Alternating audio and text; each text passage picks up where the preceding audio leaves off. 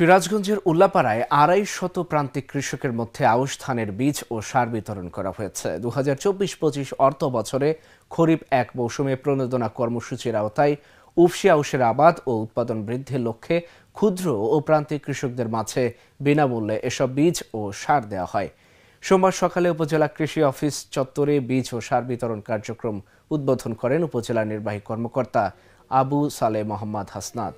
উপজেলা কৃষি কর্মকর্তা সুবর্ণা ইয়াসমিন সুমির সভাপতিত্বে বীজ ও সার বিতরণ অনুষ্ঠানে অন্যান্যের মধ্যে উপস্থিত ছিলেন সহকারী কৃষি কর্মকর্তা আসাদ বিন খলিল, উপসহকারী উদ্ভিদ সংরক্ষণ কর্মকর্তা সারওয়ার হোসেন, উপজেলা আনসার ভিডিপি কর্মকর্তা বশির উদ্দিন, উপজেলা আইসিটি কর্মকর্তা রাহিন বাদশা সহ আরও অনেকে।